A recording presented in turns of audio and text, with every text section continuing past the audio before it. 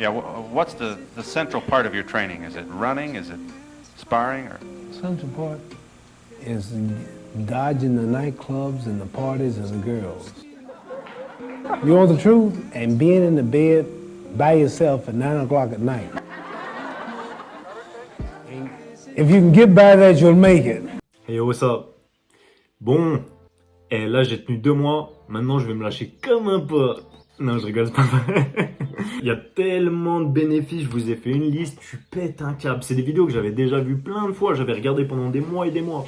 Des vidéos sur NoFap, rétention séminale, etc. Mais franchement, c'est encore pire que ce que je pensais. Les effets, ils sont incroyables. Techniques, précis, efficace. Je vous ai fait carrément une liste chronologique parce que toutes les semaines j'ai eu un truc différent. La première chose par contre dont je voulais parler très rapidement avant de commencer, c'est que pour moi il faut savoir déjà ce que tu veux faire, c'est-à-dire est-ce que tu veux faire NoFap, est-ce que tu veux faire no porn ou est-ce que tu veux faire rétention séminale. En gros, est-ce que tu vas arrêter de te branler, est-ce que tu vas arrêter de regarder du porno mais quand même te branler, quand même baiser, ou est-ce que tu vas pas baiser, pas te branler, pas regarder de porno, ou est-ce que tu vas baiser mais pas éjaculer et pas de porno, machin. Enfin bref, en gros c'est d'être clair. Pourquoi? Parce qu'il va se passer 2 choses. Déjà la première chose c'est que ton cerveau il va t'inventer des trucs, tu vois, il y a des moments où tu vas dire ah c'est bon, c'est pas grave, en vrai on a déjà fait le taf. Et il y a d'autres fois où ce qui va se passer c'est qu'en fait tu vas attirer tellement de plus en plus de meufs avec ce que je vais te dire que bah en fait ça va être trop facile de baiser. Je vais encore pas trouver de boulot, on va encore me dire que voilà, on va encore me faire un délit de faciès. Pourquoi? Trop beau. Trop beau, trop merveilleux. Du coup si tu t'es pas défini à l'avance, j'ai pas envie de baiser, si t'as pas envie de le faire, tu vas baiser. Donc la première semaine, ce qui se passe, c'est quelque chose que j'avais déjà remarqué parce que forcément j'ai essayé plusieurs fois avant d'y arriver, comme un peu toutes les addictions, ou plutôt les habitudes. Je dirais que c'est plus une habitude qu'une addiction. Parce que c'est pas un truc auquel je pensais tout le temps, toute la journée, où je faisais pas 4 fois par jour, soit je me branle, soit je baise. Non, pas du tout, tu vois, j'étais pas comme ça. Mais de temps en temps, t'avais une impulsion et juste tu penses qu'à ça, tu vois. Et en fait, j'avais déjà essayé de combattre un petit peu ça. La première semaine, le premier truc que j'ai vu déjà, c'est beaucoup plus d'énergie personnellement. Donc dès que tu commences à arrêter, tout de suite ton énergie, elle va monter petit à petit, du matin jusqu'au soir. Avant, j'avais des coups de barre à des 10h du matin, 11h du matin, 14h, tôt, tu vois. Tôt, j'étais KO, je devais faire des siestes alors que j'ai jamais fait de sieste de ma vie, tu vois. On dormait tranquillement, les poings fermés. Et là, je peux le dire précisément que ça vient de ça, parce que ça fait des mois et des mois que j'ai exactement la même diète. Je sais exactement ce que je mange. Et donc du coup je sais que ça vient pas de l'alimentation parce que je mange exactement la même chose tous les jours. La seule chose qui a changé c'est ça. Et pourtant du matin jusqu'au soir j'ai une énergie de ouf. Jusqu'au moment où je vais me coucher, j'ai de l'énergie, un truc de malade. Cette nuit là, littéralement cette nuit, j'ai fini le montage de la vidéo d'avant à 2h du mat et je me suis réveillé à 7h30 sans réveil. Alors que j'avais mis mon réveil à 8h30. 7h30 je me suis réveillé, j'ai ouvert les yeux, j'ai été en pleine forme, chaud à attaquer ma journée. Des fois tu te réveilles et tu sais t'es un peu en mode faudrait que je redorme parce que je suis réveillé mais j'aurais pas assez d'énergie. Là tu te réveilles et tu sais que la journée elle est prête. Tu sais que t'as 5 heures de sommeil, ça va le faire, tu vois. À côté, évidemment, j'ai la diète, je fais du sport, il fait beau dehors, il y a plein de choses qui jouent sur l'énergie, mais pour ça précisément, c'était pas du tout le cas pour moi il y a encore 2 mois, tu vois. La deuxième chose, c'est que tu as évidemment des pulsions qui commencent à arriver et qui sont assez fortes au début, tu vois. Tu as très envie de regarder du porno, de regarder des images, Instagram. Bon, moi, j'ai supprimé les réseaux sociaux, mais ça, je sais que ça pouvait être un déclencheur chez moi.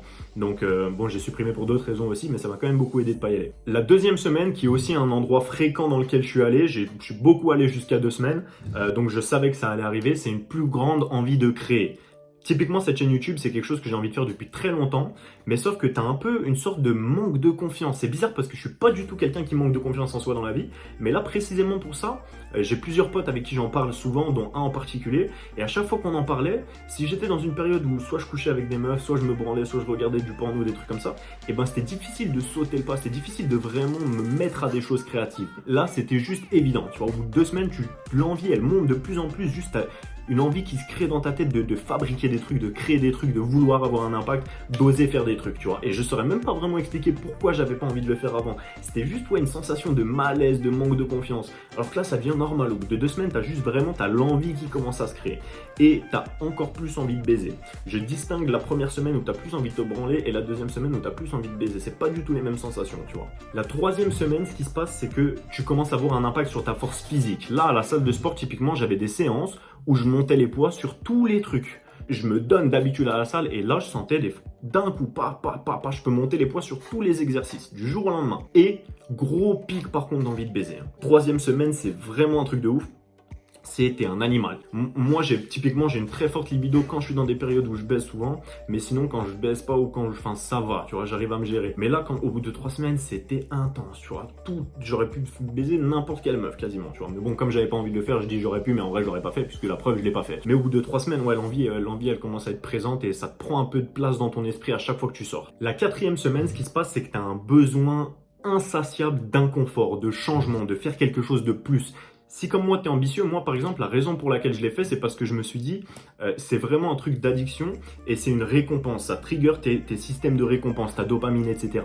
Et j'ai pas envie de me récompenser. J'ai envie de focus sur mes objectifs et de pas me donner des fausses récompenses. En fait, c'est ça qui est hyper dangereux. C'est que tu te donnes des fausses récompenses et tu te fais croire que tu es le king alors que tu fais rien du tout, tu vois. Et que forcément, tu fais moins que ton potentiel parce que tu utilises tellement d'énergie là-dedans. Tu peux pas être à ton plein potentiel, c'est impossible. Du coup, quand tu récupères cette énergie, tu as besoin de la transférer, tu as besoin d'en faire quelque chose.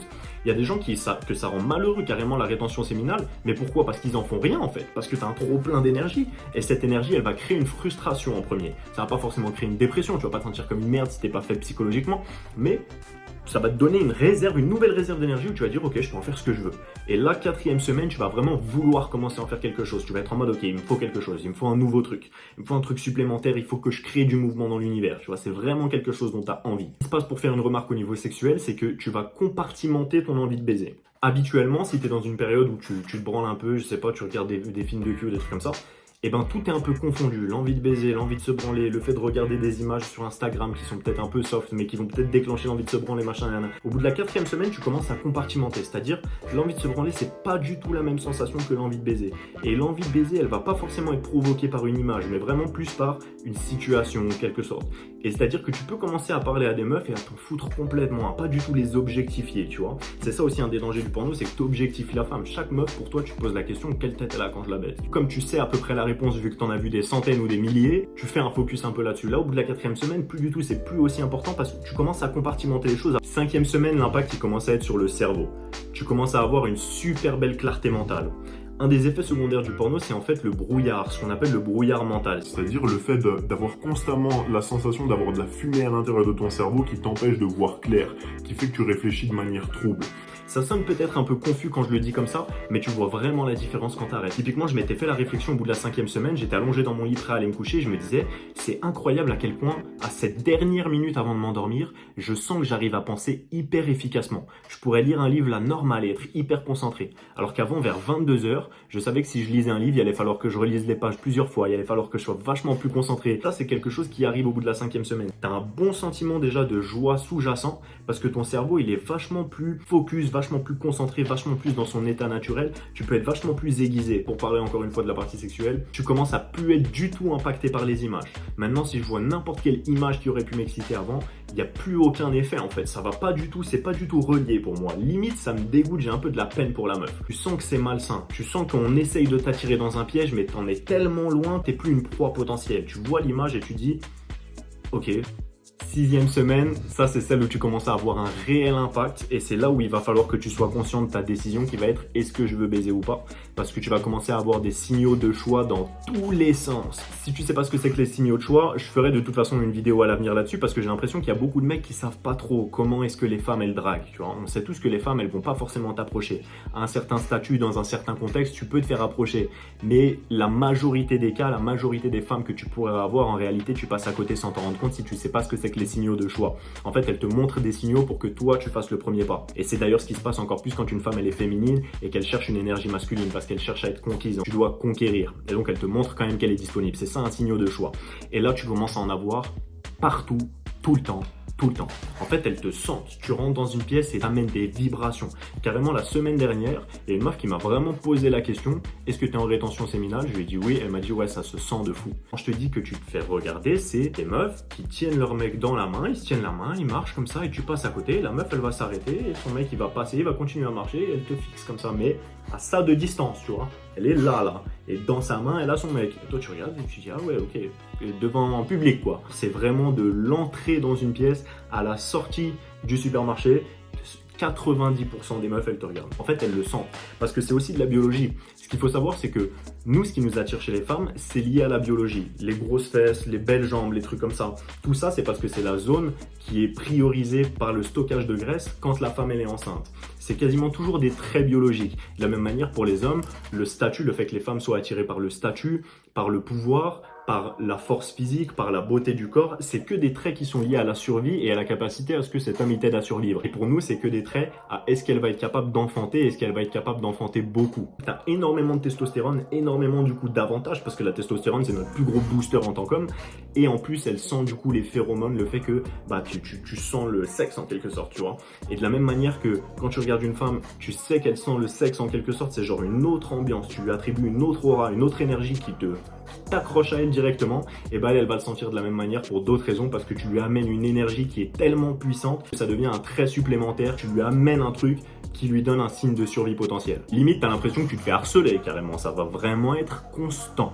Et la 7e semaine, t'as tous les voyants qui sont au maximum, c'est-à-dire que t'as énormément d'énergie, t'as évidemment énormément de force physique. Le matin, tu te réveilles, t'ouvres les yeux, boum, tu peux directement être concentré. T'as plus du coup de brouillard mental. Des femmes qui t'observent toute la journée. Et pour ceux qui comprennent pas vraiment ça, le concept de phéromones, etc., dites-vous que c'est quelque chose de scientifique et de très logique. Notre corps, il est composé de milliards de molécules qui sont toutes empilées les unes sur les autres.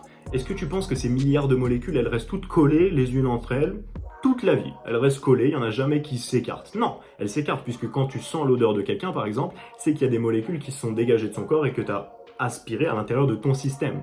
Donc est-ce que ça paraît pas logique que les phéromones ce soit littéralement des morceaux de ton corps, des morceaux de molécules qui t'appartiennent et donc qui contiennent ton code génétique, ton ADN, enfin plein de choses, plein d'informations, surtout à l'ADN c'est de l'information sur toi qui est sentie, respirée, aspirée par les personnes autour de toi.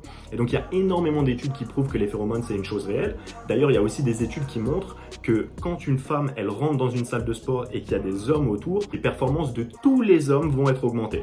Juste parce qu'il y a une femme dans la pièce, même si tu l'as pas vu. C'est même pas ton cerveau qui te joue un rôle, c'est vraiment les phéromones. Et là, c'est vraiment l'effet que tu vas avoir. C'est pour ça que c'est important d'être clair dès le début. Si tu le faisais pour avoir une meuf, tu vas te régaler. Si tu le faisais pour avoir plein de meufs, tu vas te régaler aussi. Si tu le faisais pour être concentré sur toi-même et pour développer tes objectifs dans la vie et avoir une grosse énergie, tu vas aussi te régaler parce que non seulement tu as ça, mais en plus tu as énormément de validation féminine. Moi, personnellement, je vais continuer le plus longtemps possible parce que je le fais aussi pour des raisons spirituelles. Je ferai peut-être une vidéo sur la spiritualité et les bénéfices spirituels qu'il y a à faire le NoFap, la rétention séminale, en plus des bénéfices intellectuels. Et je ferai aussi une vidéo sur des conseils précis pour vous aider à tenir, parce que je sais que ça peut être vraiment pas facile des fois, mais croyez-moi, les bénéfices, ils en valent vraiment, vraiment le coup.